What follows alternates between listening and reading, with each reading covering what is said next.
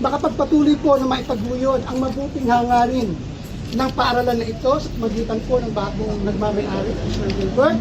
Ano po, at upang maisagawa ang lahat ng ito at makamit ang tagumpay, magsimula po tayo sa Diyos. Kasi ang Diyos po ang nagsimula ng lahat at siya rin po ang magiging katapusan po natin. Ready na po? Opo. 3, 2,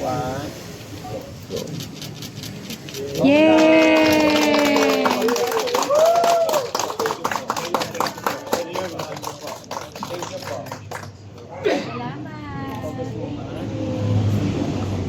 Siya po yung chairperson po natin.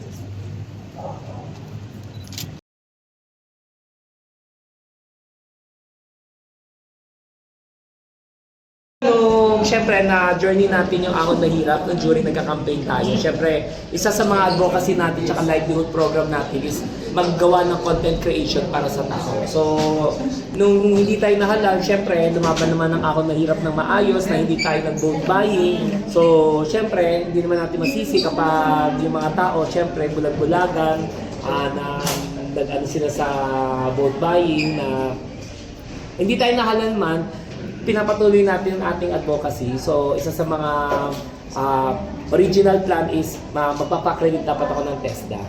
And then, syempre, napakilala ko ni Sir Joey kay Board Imelda Papin. So, dapat magkakamap kami ng school ng TESDA. However, ang daming process pang gagawin yung mga requirements ba ng TESDA. So ang ginawa namin is naghanap kami muna ng school na accredited na po ng TESDA para mas mabilis namin i-incorporate ang content creation para sa mga livelihood program. And yet, itong school na ito, syempre, nung kinuha namin sa land bank is actually for repossess na. And syempre, sabi namin, kunin natin to. And it's been 20 years and from 600 students, ngayon is 236 na lang. So, we decide na pagandahin lahat ng mga facilities. So, right now, nakapaglagay na kami ng mga TV, every classroom lahat. And then, lahat ng mga computers, in-upgrade namin ngayon. And then, soon, ang lahat ng blackboard na nakikita nyo dito, magiging whiteboard na rin. Kumbaga, gusto natin i-modernize yung curriculum ng pag-aaral ng mga bata. Is it really your dream po na magkaroon ng eskwela? Hindi po. Actually, ito ngayon ang naging motivation ko para ipagpatuloy ko ang aking kolehiyo. So, para makakuha rin ako ng diploma kasi kita ko yung mga bata, nagsisikap sila sa pag-aaral. So, I think it's about time na bilang isang influencer, bilang isang vlogger, bilang isang public servant, hindi lang naman ito para sa para pagkakitaan. Ito ay karamihan is more on scholarship na school na para tulungan natin yung mga magulang na nahihirapan po magpa-enroll sa mga bata. Ano pinaka-priority nyo, sir, na gagawin ngayong school year? This year, this coming school year. Okay, so ang gagawin natin ngayon since 236 student na lang kasi since namatay yung previous na may-ari ng school neto, so for repossess na to, so maraming student nag-out dito sa school kasi they think na kapag may bagong management baka tumaas na yung tuition fee. So hindi naman po kasi syempre bilang isang public servant alam natin yung lahat tayo nag-struggle, lalo na yung economy natin ay bumaba po. Siyempre, hindi naman natin kailangan itaas, kundi i-embrace natin at plano natin is kapag ang bawat isang magulang po nagdala ng isa hanggang 2 estudyante, may 20% discount ang anak po nila sa school. Pag nagdala sila ng 3 to 4 student, 50% discount. Pero pag nakadala sila ng 5 student, automatic po, libreng matrikula ang kanilang anak. So sa mga sir, walang dapat ikabahala yung ating mga magulang o sa tuition fee walang increase sa... Wala po. Hindi po nila kailangan intindihin po yun dahil una sa lahat, pagpasok pa lang natin dito, nalaman ng mga parents ng mga estudyante dito, karamihan ng mga estudyante, sabi nga nila, kung si Sir Wilbert ay isa sa mga national director, ay na school director school director at very responsible. Alam po nila na nasa mabuting kamay ang kanilang anak. And we want to level up yung lahat ng facilities ng school. Sir, bukod dun sa plano ninyo ng bigyan disband, mag-i-enhance pa kayo, makikipag-tie up kayo sa TESDA Yes para mas po. maraming mag-i-scholar. Mabibigyan po ng trabaho. Yes po, TESDA. Bali, mga courses is content creation, DOMWorks, mga may cyber, ano yung isa?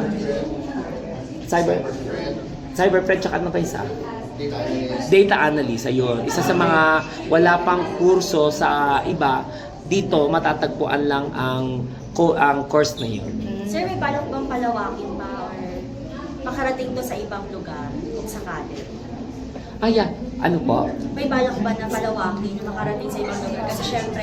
Yes po. Actually, ang original po ang school neto ay parang 3 branch before. So, I think ngayon parang ito na lang natitira. So, since in-absorb ng bagong school admin together with our chairperson na si Ryan Soto and of course our vice chairperson na si Rico Almonicar.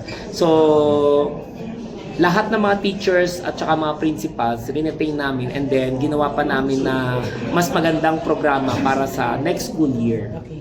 Yun po. Actually, nandito po sila Mayor. Andito. Mayor, pwede po kayo masama dito, Mayor.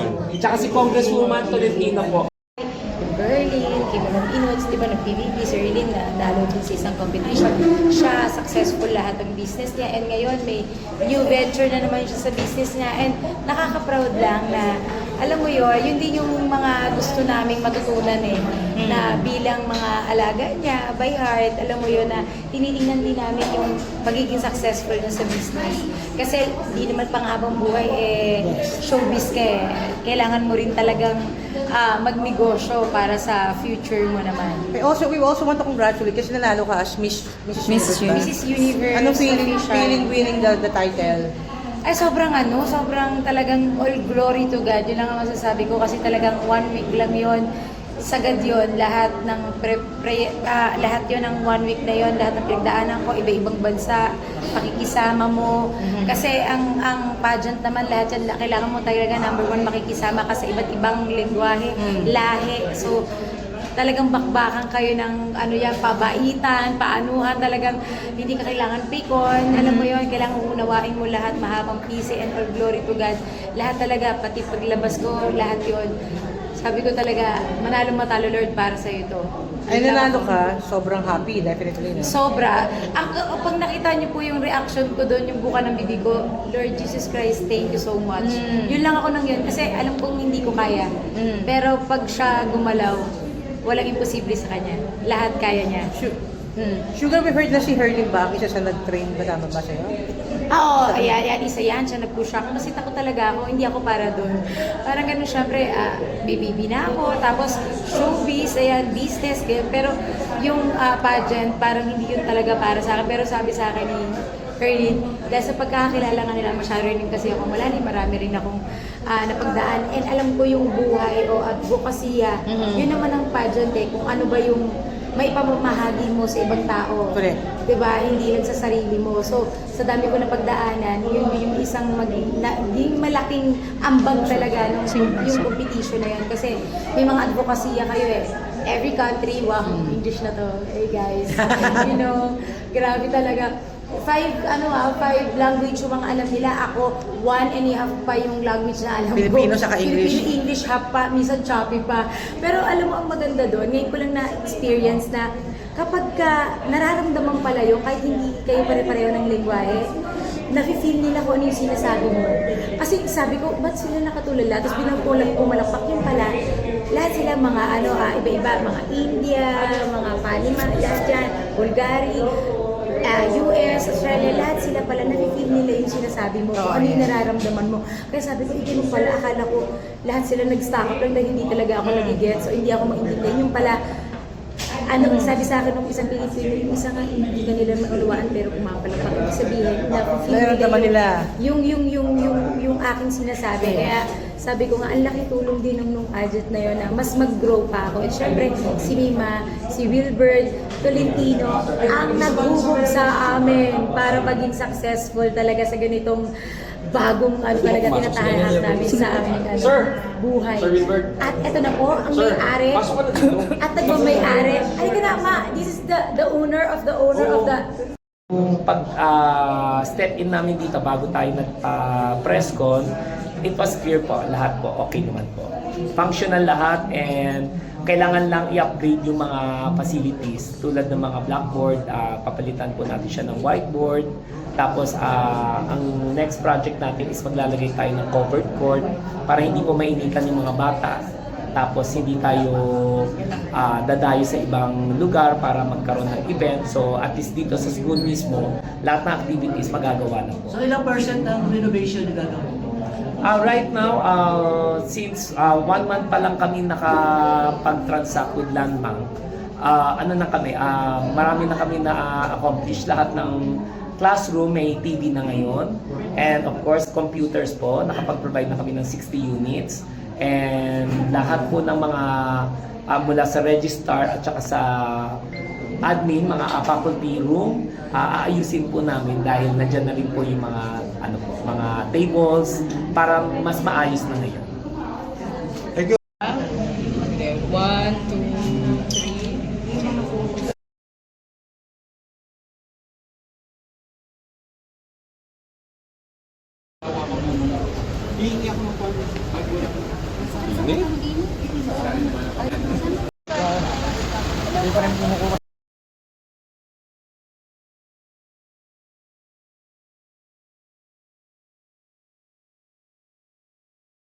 Yung last interview, I think, with Mama Audrey.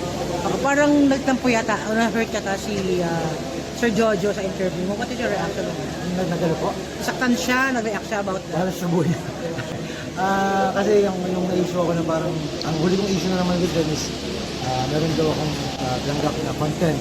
Tapos hindi ko daw sinipot, siguro ko kay Talent siya parang, ang totoo sabi ko kay Ramon, kulang pa yun na nawala sa akin. Kasi natanggal ako sa show sa Jenny. Because of the... Matanggal ka saan? Sa isang show sa Jenny. Oh, okay, because of dapat that. fight ako ng sa Stars on the Floor. Ba't itanggal? Because dahil... Because dahil, di ba, meron daw kaso silang pasakit. Ganun. Wala namang kaso. It's all for their content talaga. Nakakapito lang na napanulis yung trabaho ko. Hindi ko nila. Pero wala kang balak na magtabla din. Para sa tao, guys, para sa ama na provider ng pamilya, ang laki na nawala sa akin. Kasi it's a prime time show na nawala sa akin. So wala akong sineldo from that day up to, sobrang ako lang doon talaga. So talagang tired, marinig na ako, talagang mahal ko ng racket. So kung nag-miss nila ako na kinuha ko yung 30K yung TF na, kulang pa yung Magkano yung kinuha mo? 30K yung TF na bigay sa akin. Parang full payment daw, hindi ako sinipot sa shoot. Well, hindi ako sinipot sa shoot kasi hindi ako na-realize na, ito lang dito. Ayos dito yung ginawa nila sa akin yung trabaho ko. Kumbaga, dapat ko. Kumbaga, dumating ako sa point na bago ako nag-reach up, parang mangyayari na naman ako yung kaya akong kanina, di ba? Kumbaga, sinaking interview tayo nangyari sa akin. At the same time, wala silang nagawa para maibalik yung trabaho. Pero do you have any regrets na parang... Wala naman. Kumbaga, mga pagsubok yan o mga pagdadaanan sa buhay ko na naman na at least ngayon lang ito dapat yun. Next time nila. Kasi ako ginawa ko yung content nila because alam ko bayad. Dahil may provider ako, so ang goal ko lang is to do the content because hindi tayo pera. So ito, what happened yung ganito na kaso daw na wala naman, hindi naman tayo kasi nagpakulo rin ako ng lawyer para double check kung meron yan. Wala naman nag-follow up ng kaso. So basically, wala na ako na show ng wala namang kaso na wala naman tayo. So ang pangit lang. Kumbaga ako, pinag-pinag-pari ako.